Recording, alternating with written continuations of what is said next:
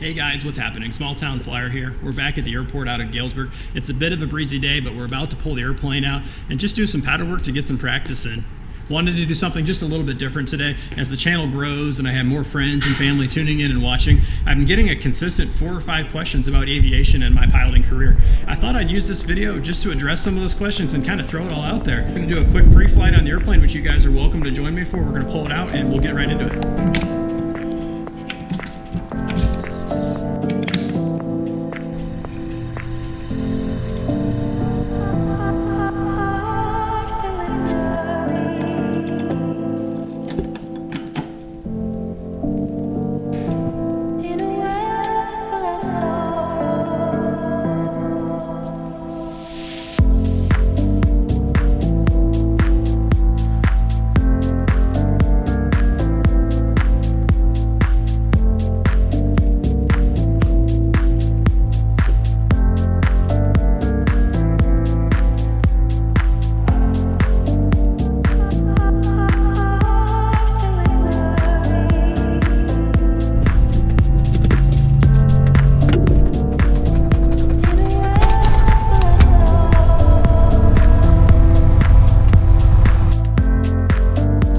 Galesburg traffic, Cessna 91121, taxiing runway 28, Galesburg.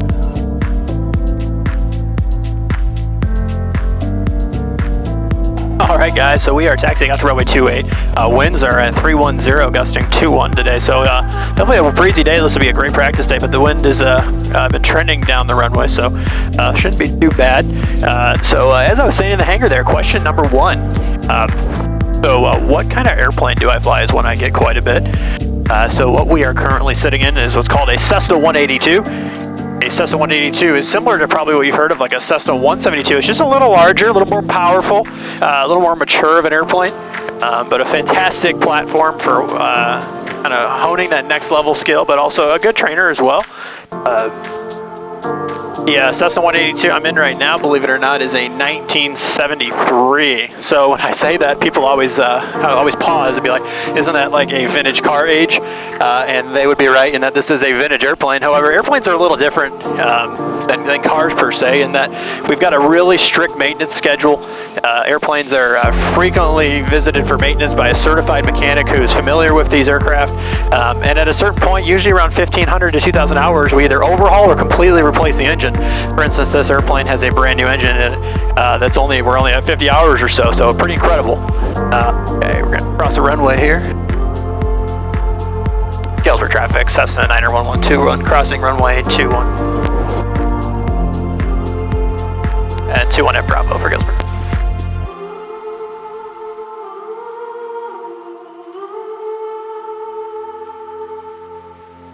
Okay, so like I was saying, yeah, so airplanes are kind of like a fine wine. The older they get, the more valuable they are. As long as they're maintained and taken good care of and don't have any major accident history, they can run a really long time and provide a lot of value.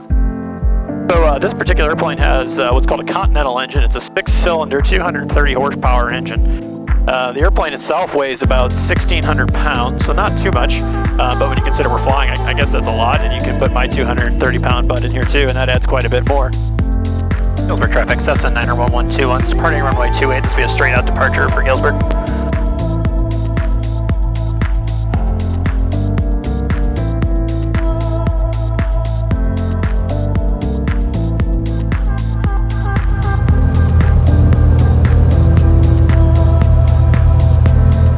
Galesburg traffic, Cessna 91121, left downwind 28, touch and go, Galesburg.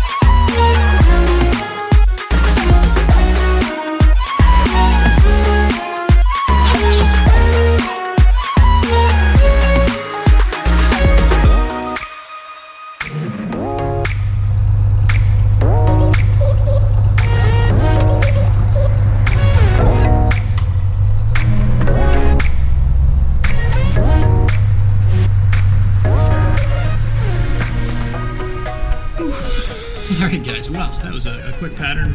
Oh, maybe up a little over a half hour. A little gusty, but no problem. It was a great little practice session. So I just spent like 30 minutes wiping pretty much all the bugs in Central Illinois off my airplane.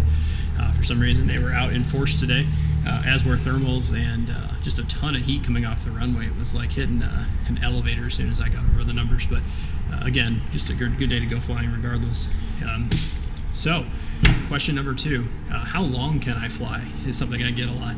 So I will say this varies heavily by aircraft, by the amount of fuel you can hold, how fast you're going, your personal limitations, and I don't mean that in a negative way, just how willing are you able to sustain sitting in a cockpit before maybe you have to take a bathroom break, or how long you need to take a stretch. I plan on about a 4 to 5 hour range before I am more comfortable and I want to get down and get some more fuel.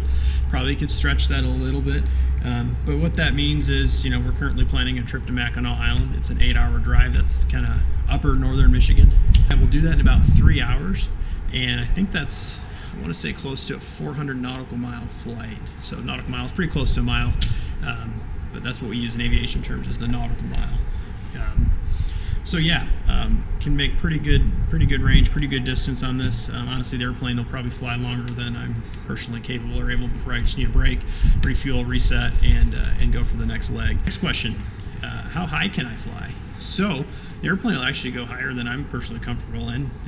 This is a carbureted engine. So that means the higher we go, the thinner the air gets, and in some cases the less, in most cases, yes, the less engine performance we'll get with altitude. However, the air is also thinner. That means we move faster through the air with altitude. So the higher we go, to a certain extent, the less performance we have, but also the faster we can go. So you have to strike a good balance between those two things. But honestly, the biggest limiting factors for me is oxygen. Well, for anybody, we don't have onboard oxygen on this airplane. Some airplanes, you'll notice, have little tubes you can plug in, or an oxygen tank in the back, so that'll enable them to go higher. Once you get above 12, 13, 14,000 feet, the air is awfully thin, and legally we're required to have oxygen if we're going to operate at those altitudes for more than, I think it's 30 minutes. So nothing I mess with at my stage in my career. If in my piloting career, if I ever go on longer flights, I'm flying a lot more seriously, that might be something to consider. You can realize significant savings in fuel and performance in just time to trip the higher you go. Typically, I'm operating on most of the flights you see below 10,000 feet. Another factor to consider when picking an altitude is just the weather. So today's a beautiful sunny VFR day. No, not a cloud in the sky at the moment. However, there could be a ceiling of clouds at 3,000 feet, which means I'd be flying at altitude significantly lower than 10,000. How fast can I fly? That's a good one. This airplane, like I said, is a 230 horsepower. It's a high-performance Cessna. It's kind of mid-range when I think it comes to single-engine speed. It's not slow, but it's definitely not as fast as some of the other offerings out there, which is perfect for me. It'll do a maximum airspeed of 168 miles an hour. A performance cruise in this, so when we're trying to find the right balance between performance and speed and fuel consumption, is around 160. I think the book says maybe 162 mile an hour. So take that though. That's our speed through the air. If we've got a strong tailwind, now our airspeed might be 160 mile an hour. If we have a tailwind that's pushing us, that can increase that significantly. So always praying for tailwinds and hoping for no headwinds, which does the opposite, which slows us down. So another question I get quite a bit on is what conditions can I fly in? So maybe just a quick background on flying conditions and how we look at things as a pilot. So there are primarily 2 categories of flying: VFR, or visual flight rules, and instrument flight rules, or IFR. This airplane is capable of doing both. I am only technically able to, legally able to fly visual flight rules at this point. I am training for my instrument flight rules.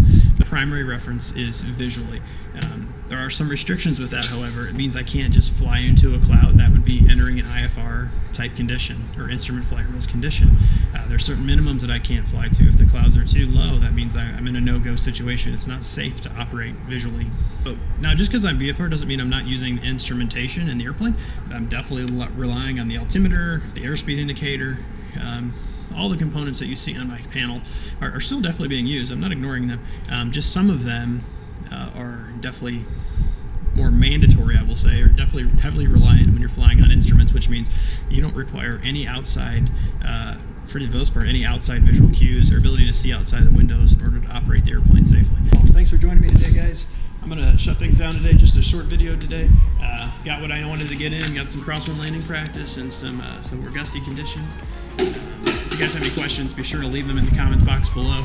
If you haven't already, please subscribe and like if you enjoyed flying with me today. I'd love to have you guys join me for my future flights. By liking and subscribing, you tell YouTube and others that you've enjoyed this content and you want to see more of it, and it definitely encourages me every day.